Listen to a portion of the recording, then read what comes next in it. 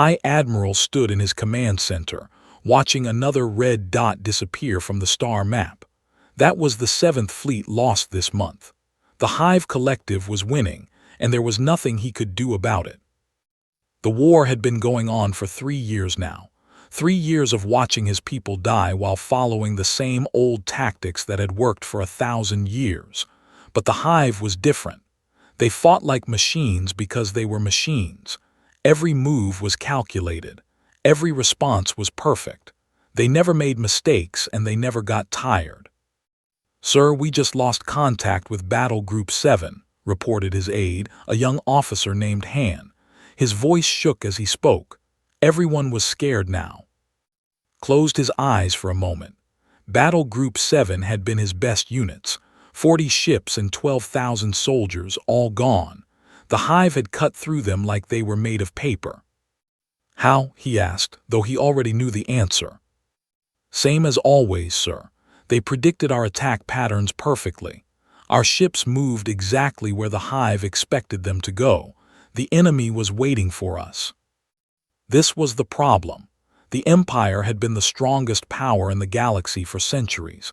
Their military traditions went back thousands of years. Every battle formation was tested and proven. Every strategy was written in books that generals studied for decades. But tradition was killing them now. The Hive Collective fought differently. They analyzed everything. They could predict exactly what forces would do because forces always did the same things. Honor demanded certain responses. Tradition required specific formations. The enemy knew this and used it against them. Walked to the big window that looked out at space. He could see his remaining fleet in the distance. Beautiful ships built for honorable combat. Ships that were losing every battle. "Sir," Han said quietly, "the War Council is asking for your report." The War Council, a group of old generals who still believed that honor and tradition would win the day. They would want him to request more ships and try the same failed tactics again. They would talk about the glorious past and refuse to change anything. "Tell them I'll report in 1 hour," said. "I need to think." He had been thinking for weeks now. The Empire needed something new, something the Hive couldn't predict, but where could they find generals who thought differently? The answer had come from an unexpected source. 3 months ago, his scouts had discovered a new world on the edge of known space, a planet called Earth. The reports about this world were strange and disturbing. Earth was what the science teams called a death world. Everything on the planet tried to kill everything else. The weather could freeze or cook a person in hours. The animals were all predators. Even the plants were dangerous. It should have been impossible for intelligent life to develop there. But somehow, humans had not just survived but thrived.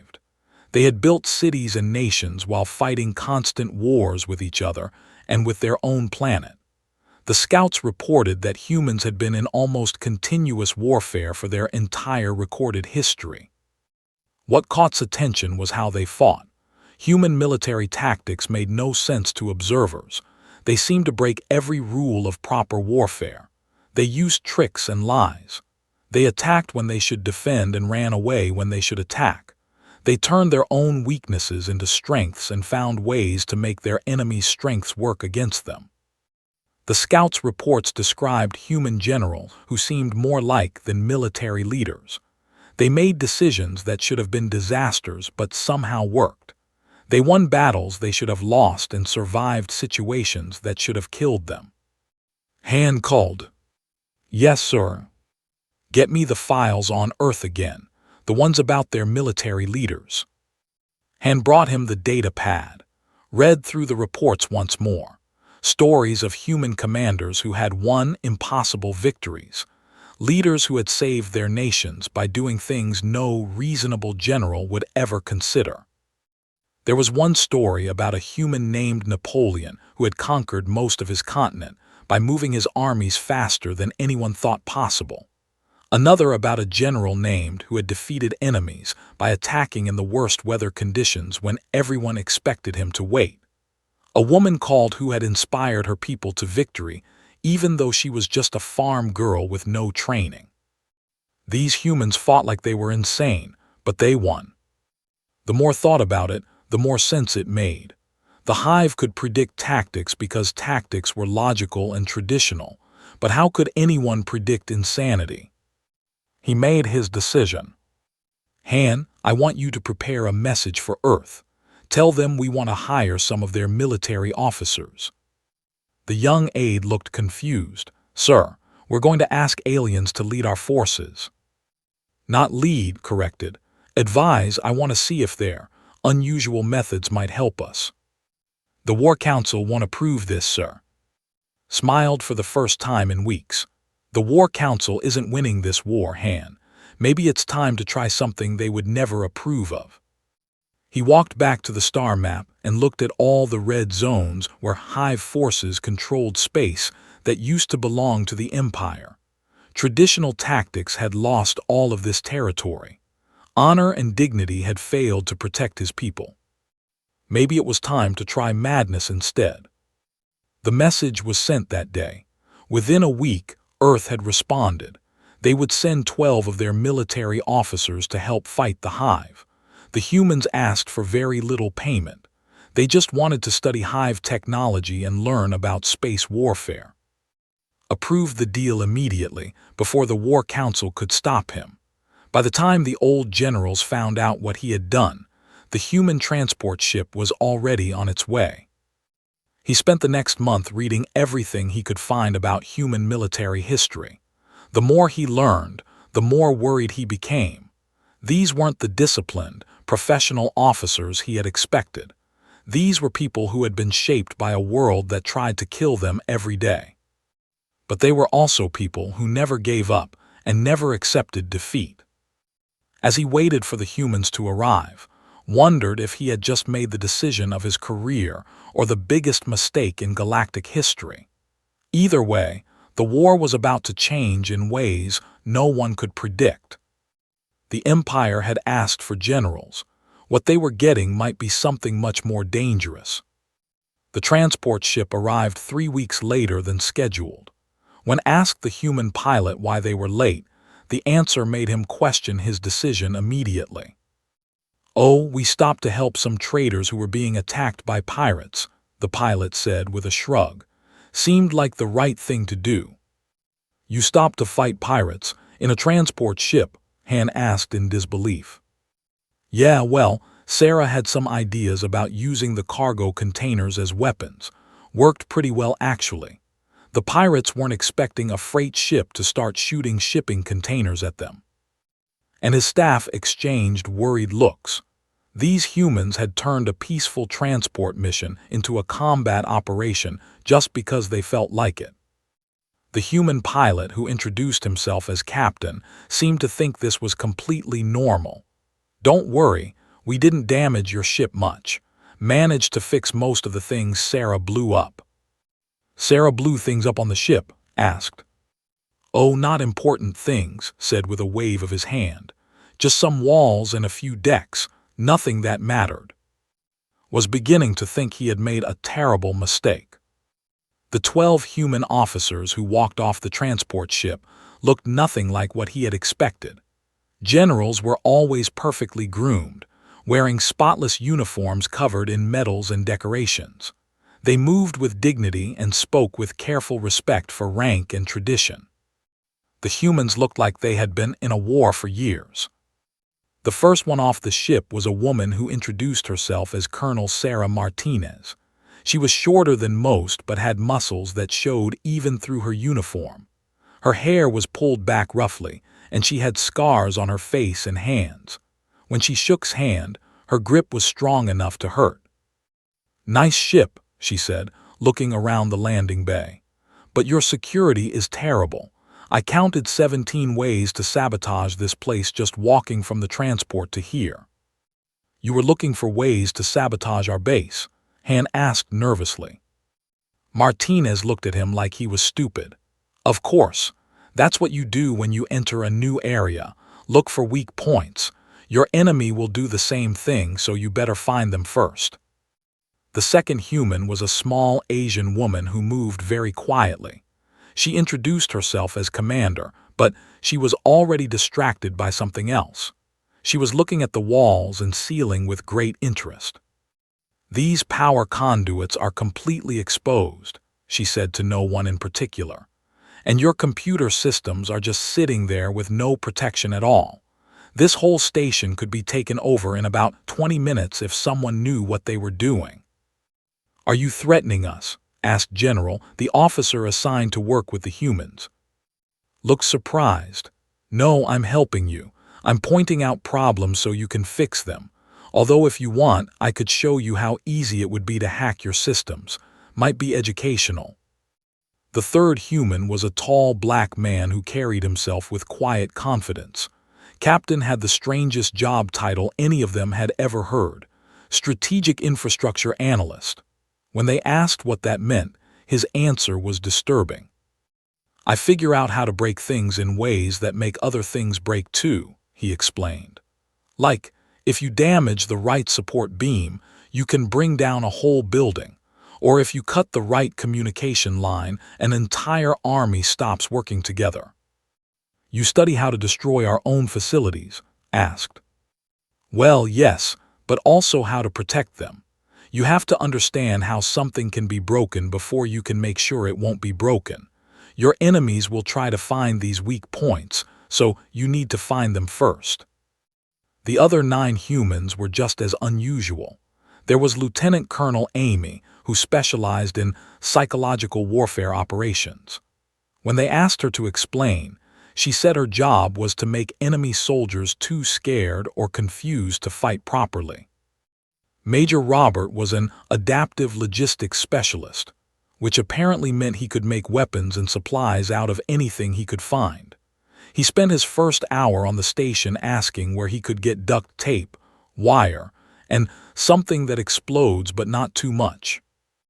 Captain was a communications disruption expert, who could not only jam enemy signals, but also make them think they were receiving real orders when they were actually getting fake ones.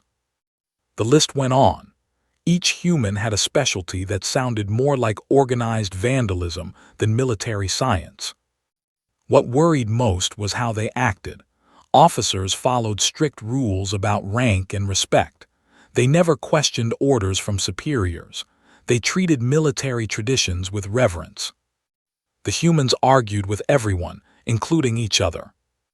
"Sarah, your idea about using the cargo containers as weapons was stupid and dangerous," said during their first briefing.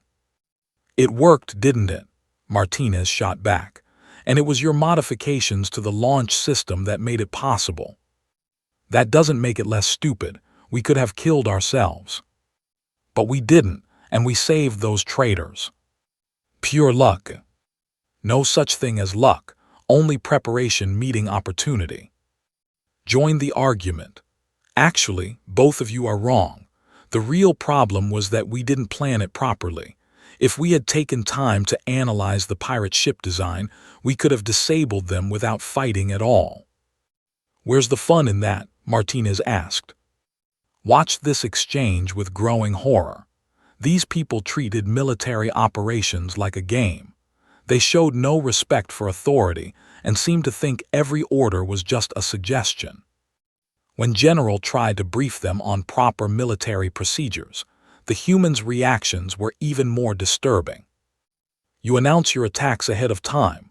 Martinez asked with genuine confusion. "It is a matter of honor," explained. "We challenge our enemies to face us in fair combat." "But that means they know you're coming," pointed out. "Of course, this allows both sides to prepare for battle properly." "And you consider it wrong to attack enemies when they're retreating?" asked. "A retreating enemy has already admitted defeat. To continue attacking would be dishonorable." The humans looked at each other in amazement. "No wonder you're losing this war," Martinez said bluntly. The room fell silent. No one had ever spoken to a general that way. His face turned dark blue with anger. "You dare insult our traditions." "I'm not insulting anything," Martinez replied. "I'm just pointing out that your traditions are getting your people killed. You're fighting an enemy that doesn't care about honor or fairness. They're trying to win, and you're trying to look good while losing. Our way of warfare has brought victory for 1,000 years. Your way of warfare worked against enemies who followed the same rules, said calmly. The hive doesn't follow your rules. They're using your honor against you. Added, from what I've read, the hive predicts your moves because your moves never change. You do the same things every time because tradition says you should. That makes you easy to beat. Realized that the humans were right, but he also realized something else. These weren't the professional military advisors he had requested. These were something much more dangerous. These were people who looked at every rule and asked why it existed. They questioned everything and respected nothing except what worked. He had asked for generals who could think outside traditional tactics. What he had gotten were people who thought outside all traditions. As he watched the 12 humans continue to argue and analyze everything in his command center, wondered if he had just saved his empire or doomed it to chaos.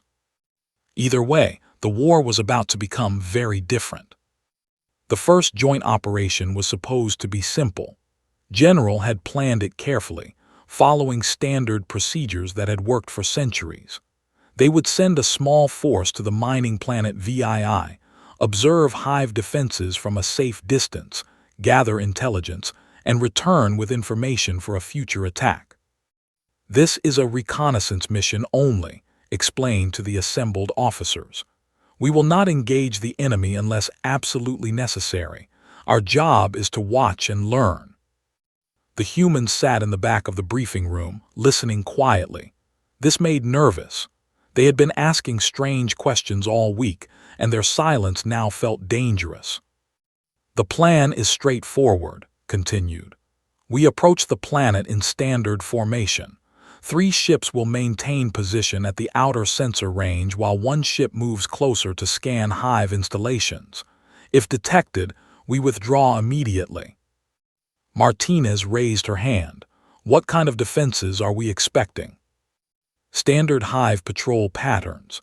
Approximately 12 ships in orbit, with ground installations on the main mining site. What about their detection range? Our intelligence suggests they can detect approaching ships at about 50,000 kilometers. Made a note on his data pad.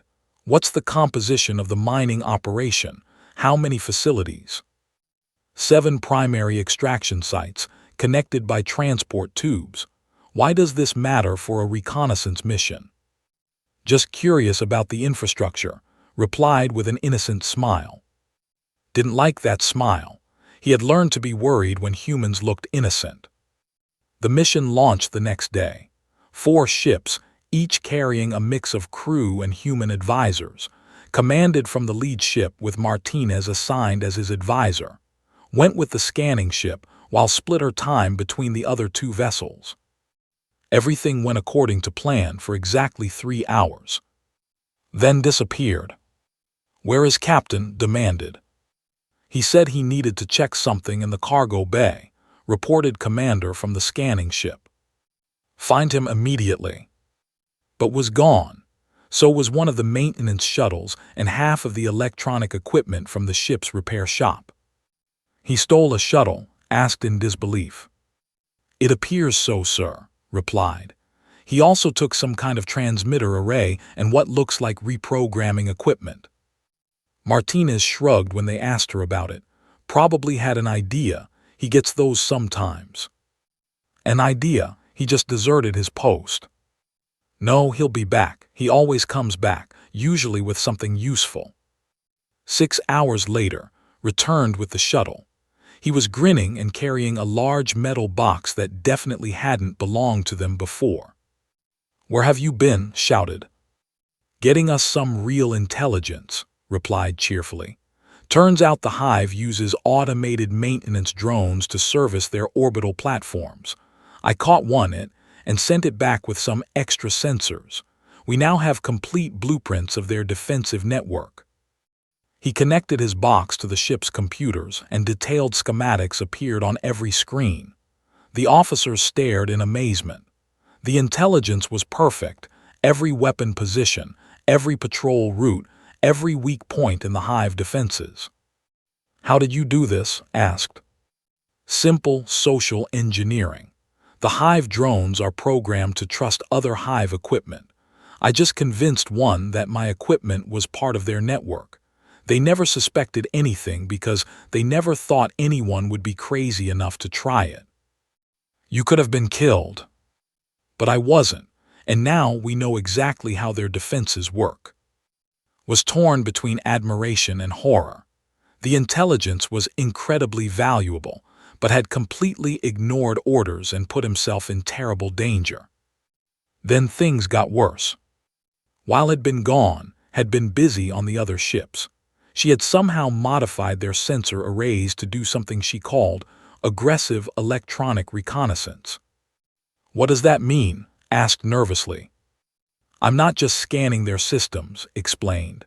"I'm testing them, sending little probes into their networks to see how they respond, learning their security protocols."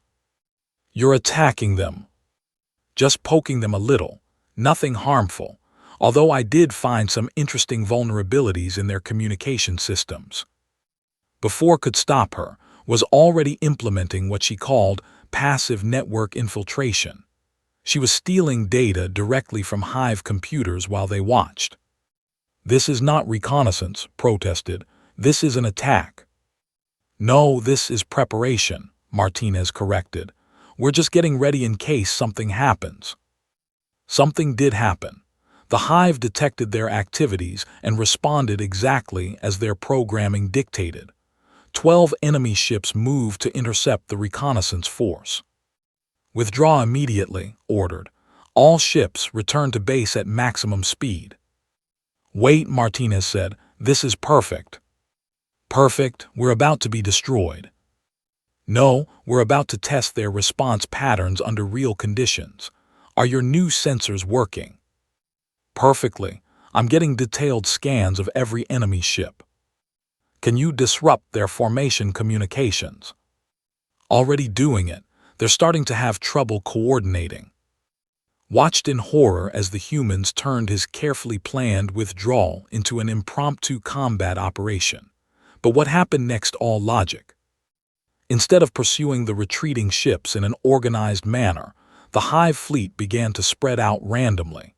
Their perfect coordination was breaking down as electronic interference confused their communications. "Now," Martinez said calmly, "the humans implemented what they later called strategic chaos. Instead of running away as ordered, they split their 4 ships into 12 different groups using every shuttle and maintenance pod available. Each group went in a different direction, creating multiple targets moving in unpredictable patterns. The hive ships, programmed to respond to specific threats, couldn't decide which targets to prioritize. Their algorithms had never encountered anything like this before. Used his stolen intelligence to guide 3 shuttles directly into blind spots in the hive sensor network. Overloaded their tracking systems with false signals. Martinez convinced 2 maintenance pods to ram hive ships at exactly the right angle to disable their weapons without destroying them. When the chaos ended 6 hours later, the results were impossible to believe. The force had not only escaped without losses, they had actually captured 3 hive processing stations and disabled 5 enemy ships. "How did this happen?" asked when the ships returned to base. "Simple," Martinez explained. "We gave them too many problems to solve at once.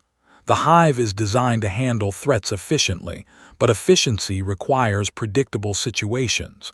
We made the situation unpredictable." Added, their decision-making algorithms couldn't handle multiple simultaneous events that didn't fit their programming. So they essentially froze up while we took advantage of the confusion. "And the captured stations?" "Those were just targets of opportunity," said. "Once their defensive systems were confused, it was easy to take control of isolated facilities." Sat down heavily in his chair.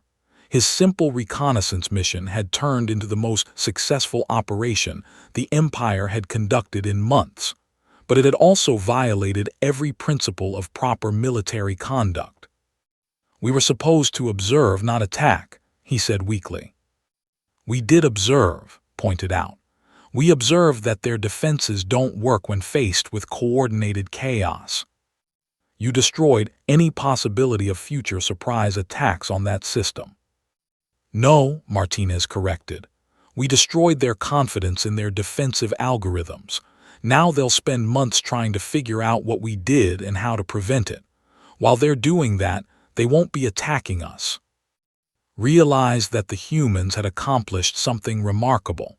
They had turned a defeat into a victory, gathered perfect intelligence, and captured valuable resources.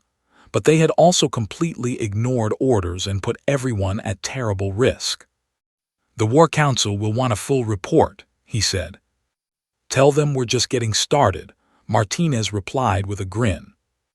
Over the next few days, as tried to write a report that would explain what had happened, he began to understand something important.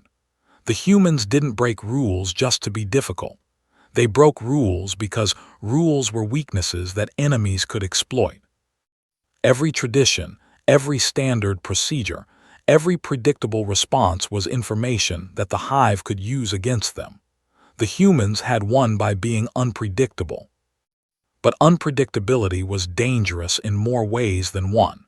If the humans could confuse the enemy, they could probably confuse their own allies just as easily. As he finished his report, wondered if he had found the key to victory or unleashed something that would destroy them all. The war was certainly going to be different now.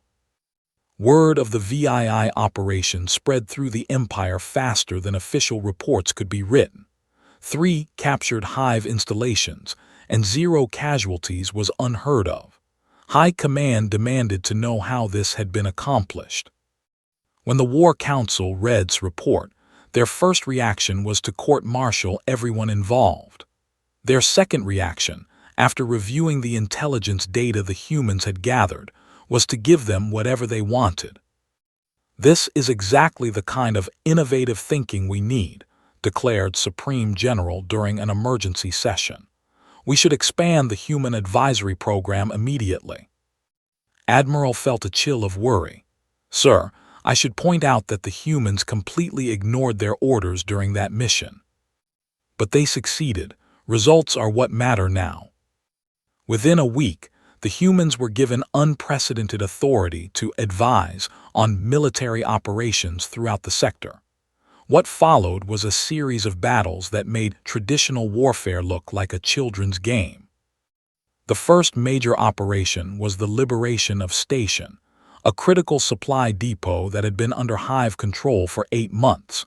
The station was heavily defended, and previous attempts to retake it had failed with massive casualties. Martinez proposed what she called infrastructural Aikido. "Instead of attacking the station directly, we use their own systems against them," she explained to the assembled officers. "Every defensive system can be turned into a weapon if you understand how it works." "How do you propose to do this?" asked General, the operation commander. "Simple, we make them think they're under attack from somewhere else, so they shoot each other." The plan sounded insane, but had studied the station's blueprints and found something interesting. The hive had installed their defensive weapons in a pattern that created overlapping fields of fire. This was supposed to make the station impossible to attack. "But if you can convince the weapons that enemy ships are in specific positions," explained, "they'll fire at those positions even if the only things there are other defensive weapons." Had figured out how to hack the station's targeting systems. "Their security is actually pretty good," she admitted, "but they never expected anyone to attack them through their own maintenance network." The operation began with psychological warfare unit broadcasting fake distress signals from multiple directions around the station. This made it look like a large fleet was approaching from several angles at once. Then activated her virus program, which convinced the station's computers that enemy ships were hiding among their own defensive platforms. The automated weapon systems began firing at each other. While the station was destroying its own defenses, led a small team in captured Hive maintenance shuttles. They approached the station during the confusion and began repairing critical systems by installing explosives that were disguised as replacement parts. The entire operation took 4 hours. The Hive garrison surrendered when they realized their station was being systematically dismantled by their own equipment. "How many casualties?" asked in amazement. "None," Martinez reported, "unless you count the Hive drones that got confused and shut themselves down." The success led to even more ambitious operations. The humans began teaching their techniques to officers who were willing to learn. This created a new problem. The Empire itself was beginning to change. Young officers started questioning orders that didn't make sense. They began thinking about problems instead of just following procedures. They stopped announcing their attacks and started using deception and misdirection. Captain, who had worked with during the mission, successfully captured a Hive communications relay by convincing it that he was a maintenance technician. Commander used psychological tactics to make an entire Hive patrol fleet surrender without firing a shot. But the most dramatic change came from major adaptive logistics training. Engineers learned to turn shipping containers into missiles, communication arrays into jamming devices, and mining equipment into improvised weapons. "This is not how civilized beings conduct warfare," complained General, one of the old-school commanders. "We are abandoning everything that makes us different from barbarians." Understood his concern. The Empire had always prided itself on honor and discipline, but honor and discipline were losing the war. The humans didn't just change tactics, they changed the entire nature of conflict, taught communication specialists how to send false orders to enemy fleets, showed supply officers how to contaminate Hive fuel with substances that made their engines malfunction, trained engineers to build weapons that looked like innocent equipment. "We're not just fighting the Hive anymore," observed during a strategy meeting. "We're fighting the way we've always thought about fighting." The results were undeniable. In 3 months, the Empire recovered more territory than they had in the previous 2 years. Hive forces found themselves unable to predict movements or counter their tactics. But the Hive was learning too. Reports began coming in of unusual Hive behavior. Instead of their normal coordinated attacks, some Hive units were acting independently. They were trying new tactics and abandoning failed strategies. Some were even retreating when logic said they should continue fighting. "The Hive is adapting," reported after analyzing captured enemy communications. "Their collective intelligence is learning from our methods." "Learning what?" Martinez asked. "Learning to be unpredictable." This was exactly what the humans had been afraid of. Their greatest advantage was that they could think in ways the Hive couldn't understand. If the Hive learned to think like humans, that advantage would disappear. Studied the problem for weeks before proposing a solution that terrified everyone who heard it. "We have to teach the Hive to think like individuals," he said during a top-secret briefing. "If we can break their collective consciousness, they won't be able to coordinate their forces effectively." "You want to destroy their ability to work together?" asked. "Not destroy, transform. Right now, the Hive thinks as one mind controlling millions of bodies. But what if those bodies started thinking for themselves?" "That's impossible. The Hive collective is their greatest strength." "It's also their greatest weakness," pointed out. "A collective consciousness has no defense against individual thought. They can't comprehend concepts like personal doubt, creative thinking, or independent decision-making." Martinez grinned. "So we infect them with humanity." The plan was more complex than anything they had attempted before. It required penetrating the Hive's main data networks and introducing what called cognitive viruses, programs designed not to damage their systems, but to change how they thought. Instead of giving them new information, explained, we give them new ways of processing information. We teach their minds to question orders, consider alternatives, and make independent choices. The operation would require infiltrating the hive itself. It would be the most dangerous mission any of them had ever attempted. But if it worked, it would end the war in a way no one had ever imagined. "When do we start?" asked. "Tomorrow," Martinez replied. "The longer we wait, the more time they have to adapt to our methods." As the meeting ended, realized that the humans had already changed his empire beyond recognition. Officers were thinking like guerrilla fighters. Traditional military academies were teaching courses on psychological warfare and sabotage. The rigid hierarchy that had maintained order for thousands of years was being replaced by flexible command structures that could adapt to any situation. The humans had promised to help them win the war, but they had also fundamentally altered what it meant to be. Looking at his transformed officers, wondered if victory would be worth the price. His empire was becoming something new, something that combined honor with human creativity.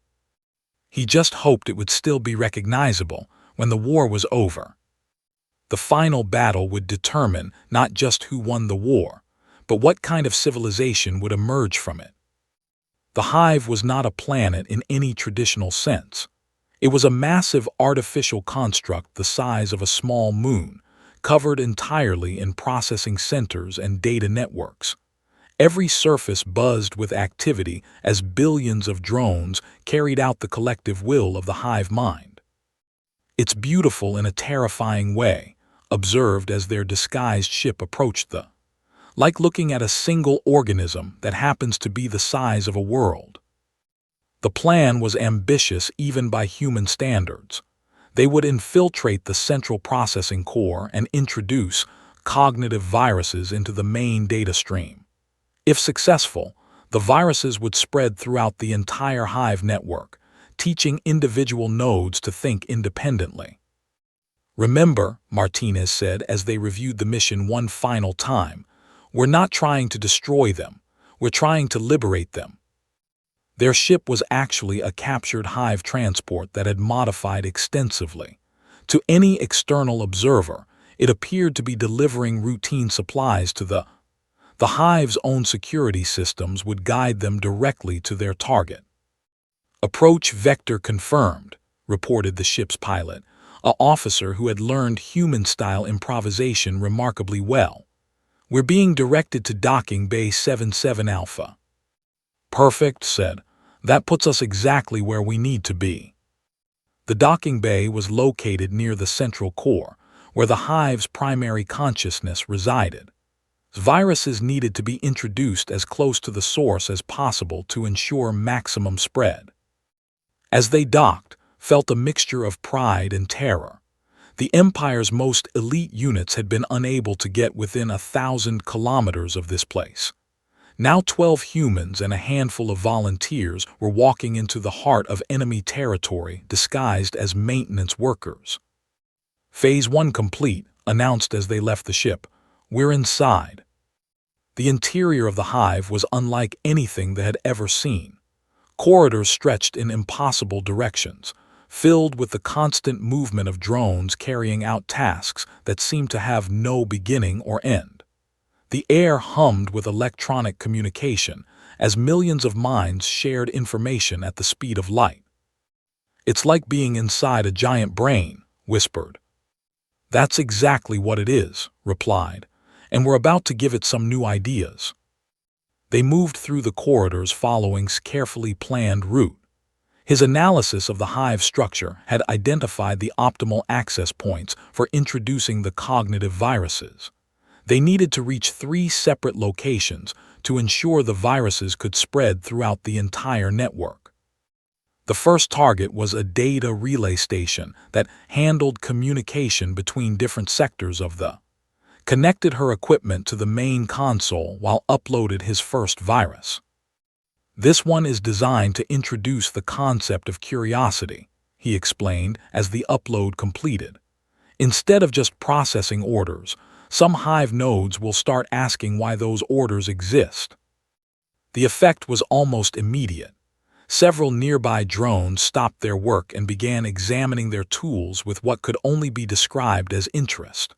One drone picked up a component and turned it over in its manipulator arms, studying it from different angles. "They're already changing," observed. "Look at their movement patterns." The drones were no longer moving in perfect synchronization. Some were walking faster, others slower. A few had stopped entirely to investigate things that had caught their attention. "Phase 2, Martinez announced.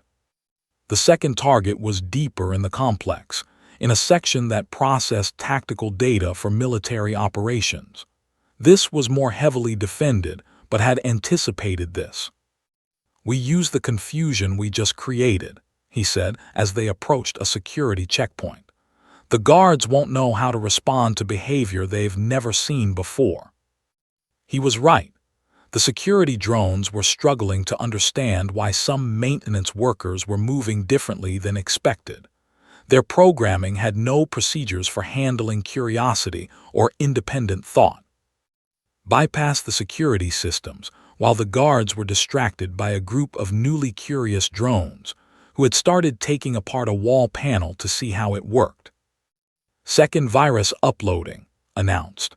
"This one introduces the concept of individual preference. Some nodes will start making choices based on what they personally find interesting rather than what the collective commands." The effect was even more dramatic than the first virus. Drones throughout the facility began abandoning their assigned tasks to pursue activities they found more appealing. Some started building things. Others began organizing objects in patterns that had no practical purpose but seemed aesthetically pleasing to them. "The collective is trying to reassert control," reported as she monitored the network traffic. "But the affected nodes are resisting. They want to keep doing what they're doing." "That's the point," said with satisfaction. "Individual will is contagious." The third target was the most dangerous, the central processing core itself. This was where the primary hive consciousness resided, and it would be heavily defended by systems specifically designed to protect against intrusion. But by the time they reached the core, chaos was spreading throughout the drones were forming spontaneous groups to work on projects that the collective hadn't authorized. Some were creating art. Others were trying to communicate with each other in ways that weren't part of their programming. "The guards don't know what to do," Martinez observed as they approached the core. "They're programmed to stop intruders, but they can't tell who's an intruder anymore." The security drones were paralyzed by indecision.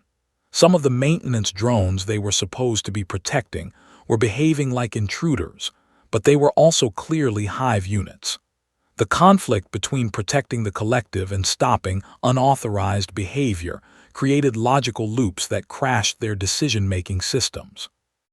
Access the central core directly, uploading his most sophisticated virus into the heart of the hive consciousness. "This one is the most important," he explained as the upload completed. "It introduces the concept of individual identity. Each node will start thinking of itself as a separate being with its own thoughts and feelings." The effect was catastrophic for the hive collective. The single consciousness that had controlled billions of units for centuries suddenly found itself trying to be billions of different people at the same time. "It's working," said in amazement as she watched the data streams. "The collective is fragmenting. Individual nodes are declaring independence from the main consciousness." But the transformation was more profound than anyone had expected. As the hive nodes became individuals, they didn't just stop following orders, they started developing personalities. Some became artists, using their tools to create sculptures and paintings. Others became explorers, leaving their posts to investigate parts of the they had never seen before. Many became social, gathering in groups to share their new thoughts and feelings.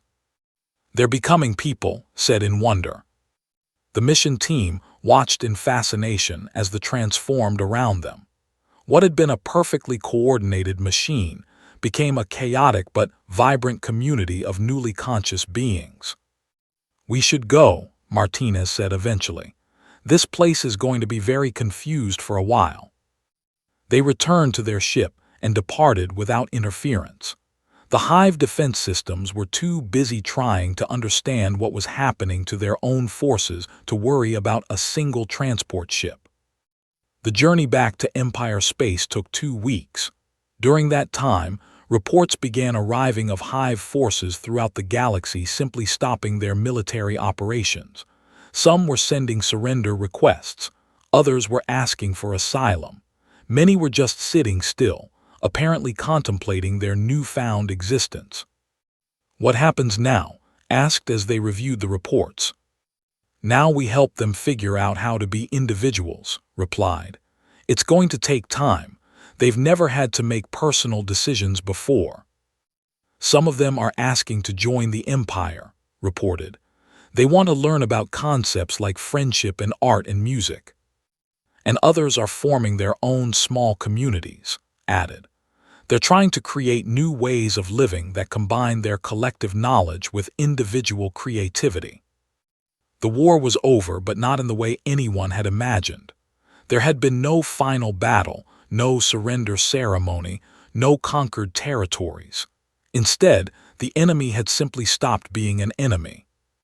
"The galaxy is going to be very different now," observed. "Different how?" Martinez asked. "Well, we now have millions of former Hive drones who are learning to be people.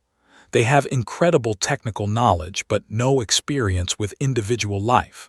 Some want to join existing civilizations, others want to create new ones. Everyone is going to have to learn how to live with neighbors who think completely differently than they do." "Sounds like fun," Martinez said with a grin. In the months that followed, the transformation continued. The Empire found itself hosting thousands of former Hive units who wanted to learn about concepts like democracy, art, and personal relationships. Many proved to be incredibly capable once they learned to think for themselves. The Empire itself was forever changed by the experience. The rigid military hierarchy had been replaced by flexible command structures. Officers were encouraged to think creatively and question orders that didn't make sense. The ancient traditions remained, but they were now balanced by human-inspired adaptability. "We asked for generals," said during a ceremony honoring the human advisors. "But what we got was something much more valuable. We got teachers who showed us how to think differently." "Don't give us too much credit," Martinez replied. "You did all the hard work. We just pointed out that your rules were getting in your way." "What will you do now?" asked. "The war is over." Smiled. "Oh, I'm sure we'll find something interesting to do. The galaxy just got a lot more complicated, and complicated problems are our specialty." As the ceremony ended, looked out at his transformed empire.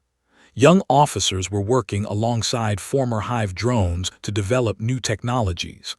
Artists were collaborating with beings who had never understood beauty until a few months ago. Scientists were exploring questions that no one had thought to ask before. The humans had promised to help win the war. Instead, they had fundamentally changed the nature of civilization itself. They had shown that the greatest victories came not from defeating enemies, but from helping them become friends. The Empire had expected generals who could think outside traditional tactics. What they had gotten were people who could think outside all traditions, and who had taught an entire galaxy to do the same. As Martinez had said during that first chaotic mission, "You wanted generals, but generals fight the last war. We fight the war nobody's thought of yet."